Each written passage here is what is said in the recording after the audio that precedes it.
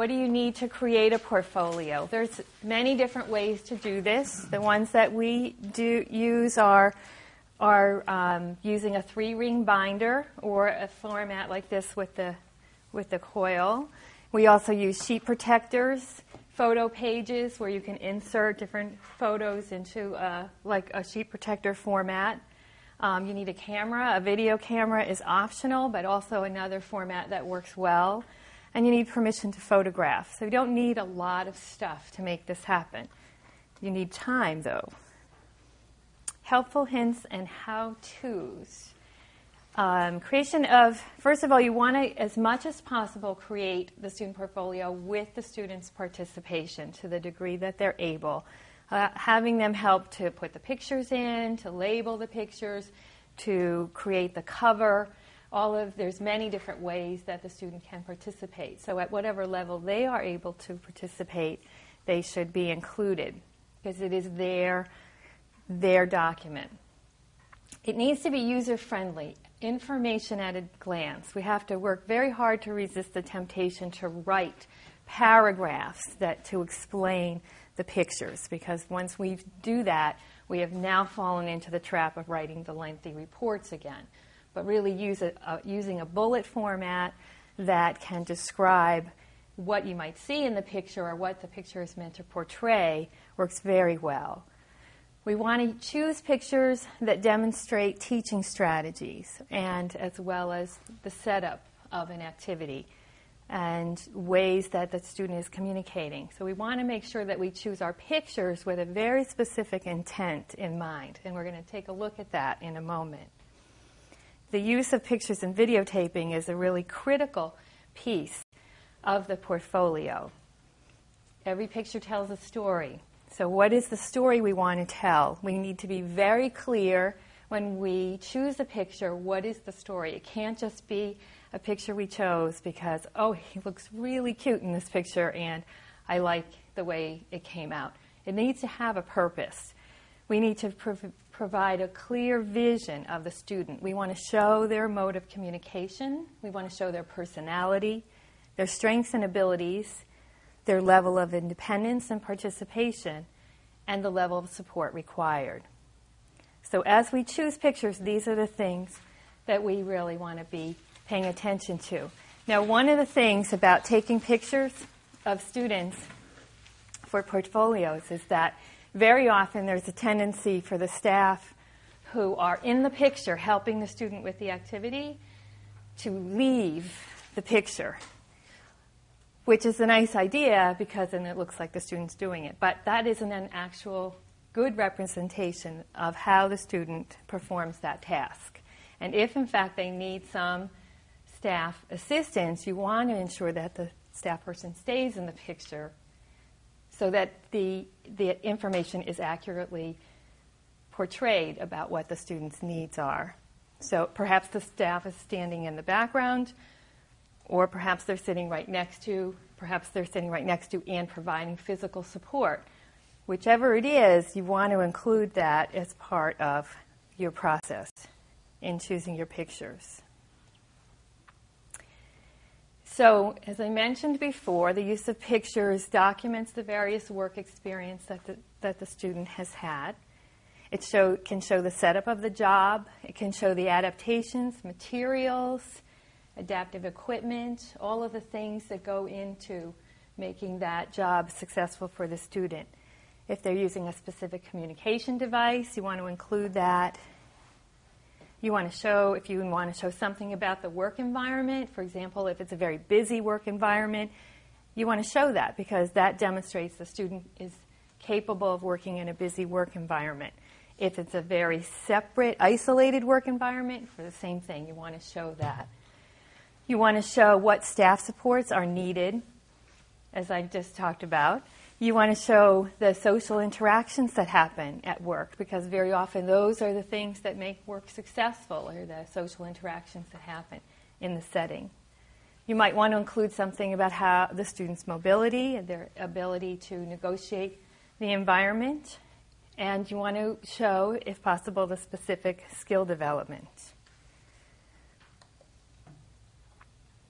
So again, what is the message that you want to convey?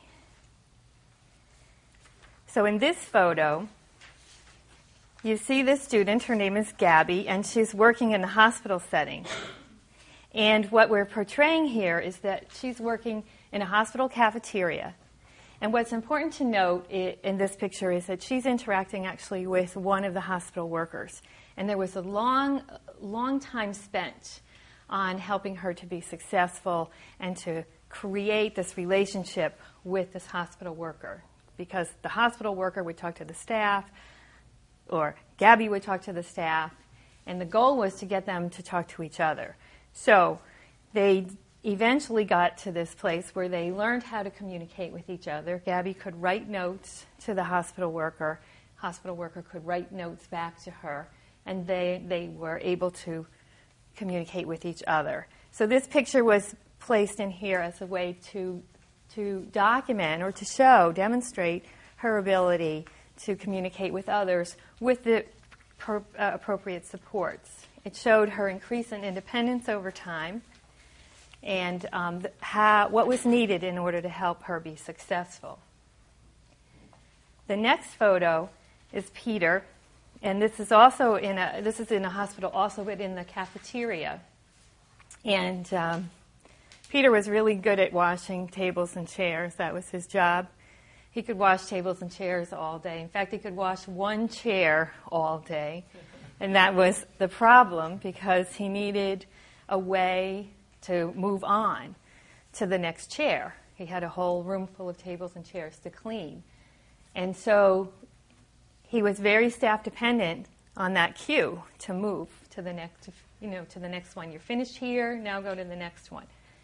What the teaching strategy was that Peter was taught to count. 1, 2, 3, 4, 5. 5 wipes, and I'm done with this chair. Next chair. That's what this picture is showing you. You can see that Peter is on his hand. He's counting, and he's wiping with the other hand, and that was the purpose of this picture, is to show that strategy. The next photo is a photo showing teamwork. 2 students, Peter again, and Margot, who are working in a company, and their job was to collect the white paper recycling throughout this building. And you can see they had a big cart that they had to deal with between the 2 of them, and they had to learn how to negotiate the hallways and the doorways in this building, go upstairs and downstairs, the elevator, and develop this ability to work together.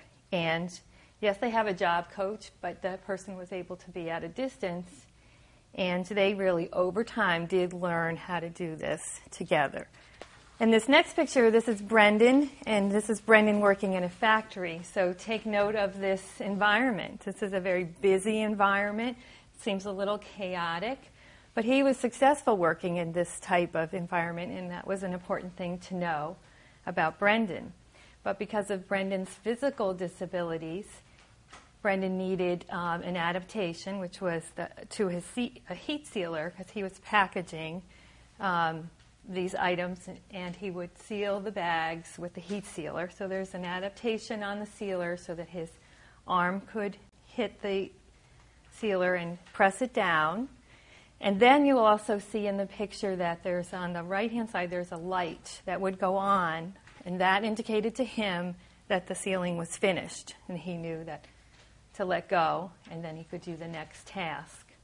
So this picture was really important because it demonstrated all the adaptations that were needed in order for Brendan to be successful.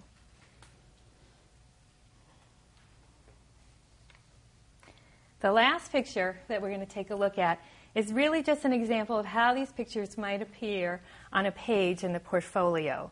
So this is Erica, and there's 2 pictures of Erica at this task, and it was a seat weaving job. And underneath it, you can see the description of what was important to know about Erica in this job. So you can see that it's bulleted.